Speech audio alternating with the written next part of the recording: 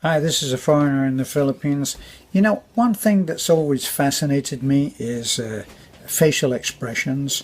And I read somewhere about a primitive tribe in the Amazon who, when the anthropologists went there to investigate them and live with them for a while, had discovered a whole different kind of body language, whole different kind of facial expressions. And it was so different, it was quite difficult for these guys that were out there to interact with them until they learned the new expressions. Now, when you look at people like Robert Redford and you know, people like that, watch them on screen, they actually have very few facial expressions, and they rely on the script, the moment, the music to express that expression for them, whatever the emotion is. It's very interesting. They have very little in regard to the facial expressions that the rest of us mere mortals go through all the time. Well, anyway, that brings us to the Philippines. Of course, where else would it bring us? Now, the Philippines is a very special place for facial expressions, and you have to be aware of tiny, tiny little changes in the face of the person who is actually responding. Now, for me, as a Westerner, if someone says something and I don't agree, I go,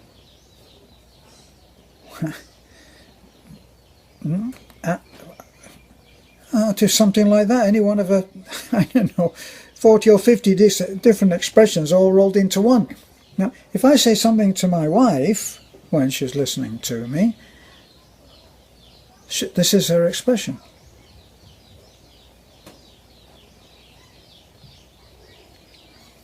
And then it changes to this. Did you get those? Very, very subtle, aren't they?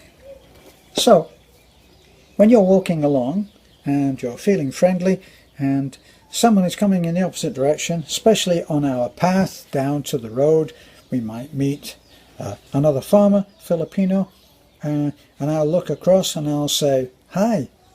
There's my big expression. I'll say hi. What does he do?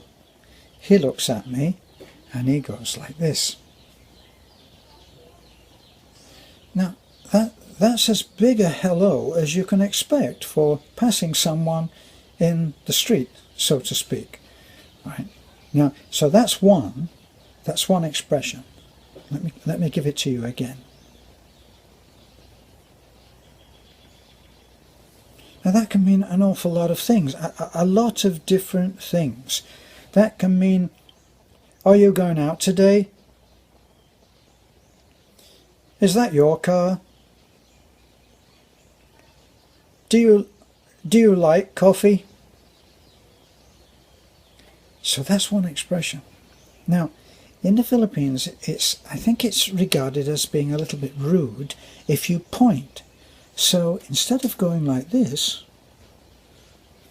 you go like this.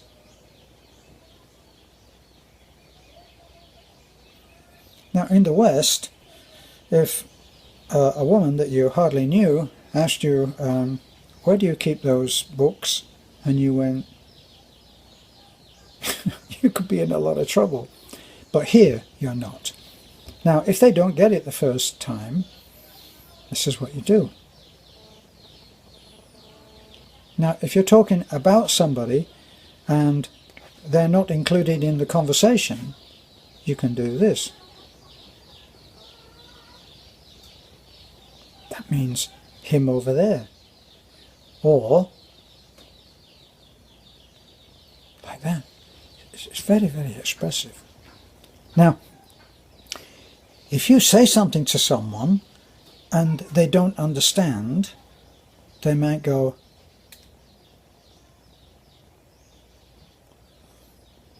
now, if you then repeat what you said, they might go, and if you repeat it again and they really can't believe that you would even suggest such a thing, they'll go, all of these are actually, I'm not exaggerating them, these are expressions that you will find if you come to the Philippines. So, the eyebrows, the pointing, the I don't quite understand, can you repeat it?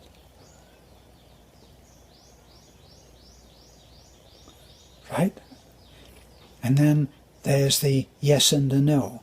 Now, with the kids in my life, Taliklik and Balalut, I take hold of their head and I say, I move their head and I say, this is yes, this is no.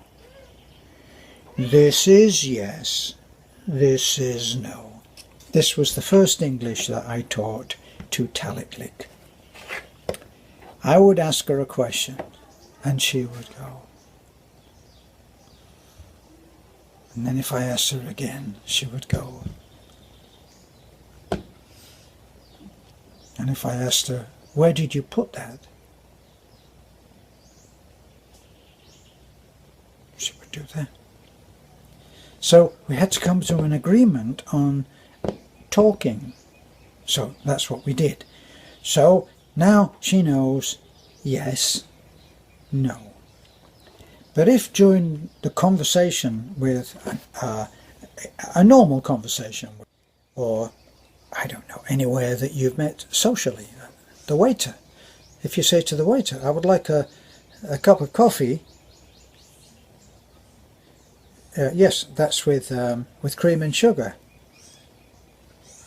And if he tells you that it can be gotten over there, where is the CR? Do you have a CR? So, this is a lesson in language, and of course it's much more complex than that. Much more complex, because once you go in and you say you go into a hardware store where you're known. Right? I go into the same hardware store all the time. My friend Edgar down at Ambacon in Hatafi, I go down there all the time. So, what do I say? I said to the girl behind the counter, do you have 4-inch nails?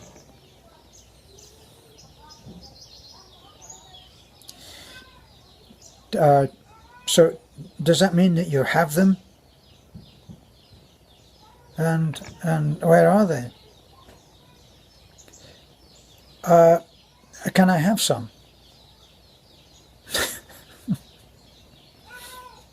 Confusing.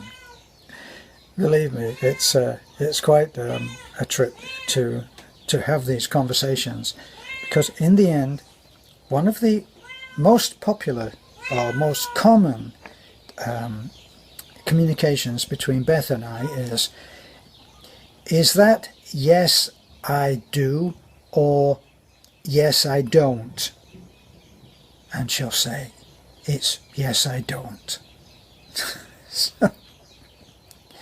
So when you come to the Philippines, be aware that you have a different little collection of facial expressions to learn before you get here. Alright, because no is not no, and yes is not always yes. When I went in once and I wanted the hairdresser, as I sat down, do you speak English? Okay, so I don't, on the top here, I just want this much off. Only cut this much, very little. And on the side here, no shaving. Hindi is no. No zzz, no shaving. You got that?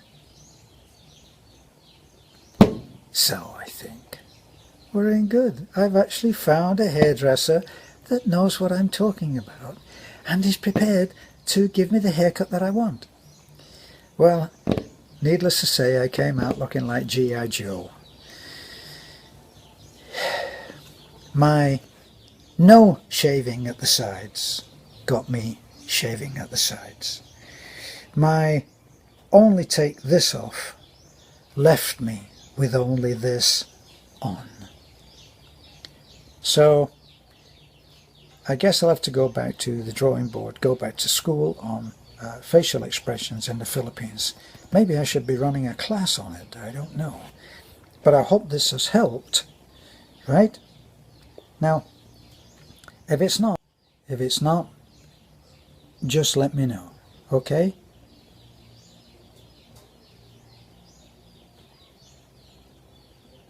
This is a foreigner in the Philippines.